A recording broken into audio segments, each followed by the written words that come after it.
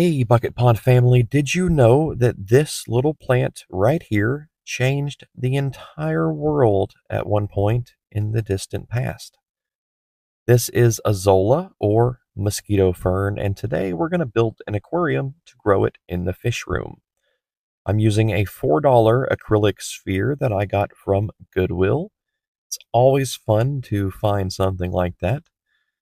And we're going to build a beautiful fishbowl aquarium today. First, we're going to add a few handfuls of lava rock. Lava rock is very porous and it has a lot of holes and little gaps and crevices inside that will allow beneficial bacteria to grow in great numbers. Now I'm adding some marble stones to the aquarium, and you'll see a lot of people saying that you should not add marble to your fish tank because it will affect the water chemistry. I plan on that. It's okay. Next, I'm going to add an air stone here, and this is one that I made using that same lava rock. I just drilled a little hole in it halfway through, and I put an airline connection piece inside of there with no glue or anything. I just kind of crammed it in there, and it's perfect. Now I have added some Azolla from the backyard ponds. Originally, I got this from Psycho Plant Lady on YouTube. Big shout out to Dina over at her channel. And it's still with us, Dina. It's right here. Yeah, so I've added some to the tank, and now we're going to add some pond water in here as well. I know this seems odd, but I cross-contaminate all of my aquariums so that we never have any unexpected situations that come up. Every build is inoculated from the start. So we are now skipping to day 2 of our new project, and I can tell you that I added way too much lava rock. I have filled the aquarium with stone. That's a big no-no. And so we're going to pull some of the lava rock out. So we got it about right. And now we're going to add some microfauna and some pets. So we're going to start with some bladder snails. I'm adding a few individuals from the wild aquarium and a few from the hidden stream aquarium and a few from another build as well. These guys will immediately intermingle and begin breeding, and that's great. So I like that they approve of the aquarium. I know a lot of people don't like bladder snails, but for me, these guys are pets. This is like that's like a puppy or something in my eyes.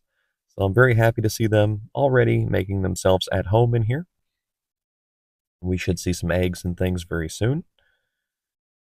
And next, I want to add some more plant matter to this tank, just because I happen to have this crazy piece of pothos here. Yes, I got this from a friend. Yeah, it's kind of wacky. It's just roots and a little piece of stem. I'm not sure if it will grow, but we're going to try. And now we are going to fast forward to day 7. 7 days after setup, and I know you're thinking, Bucket, why? Why fast forward like this? Well, I wanted to let this tank run for a solid week before I took the next step and added a fish to this bowl. Yes, there he is. This is now a real fish bowl.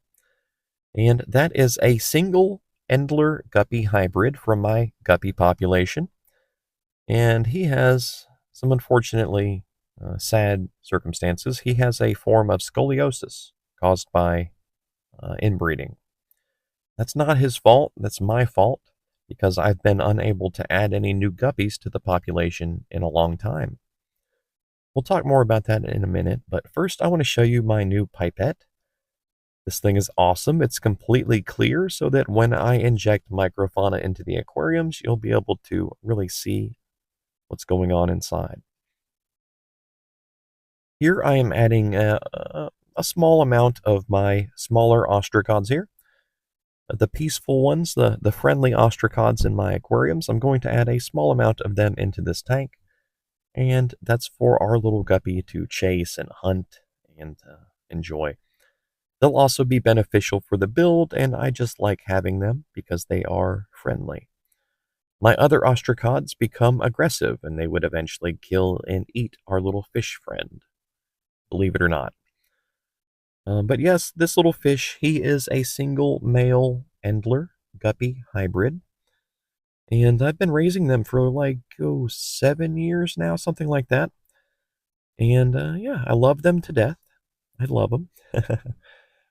But this population is isolated and they are starting to show signs of inbreeding.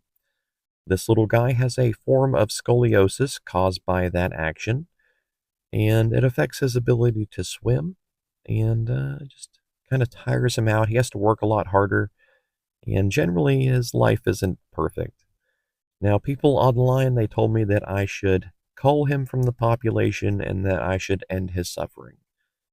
But when I see this little guy just scooting around, enjoying his life, I just can't kill him. I can't do it.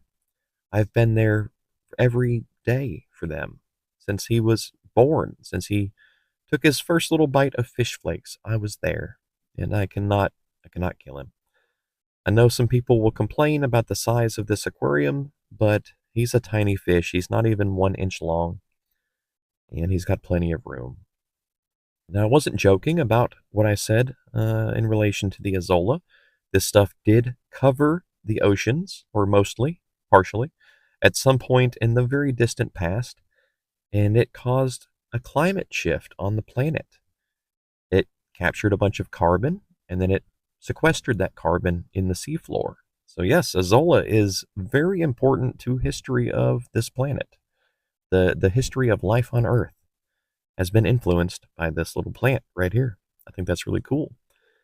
And it's doing very well in my aquarium. After 7 days, it's doubled in number, and I think that's great.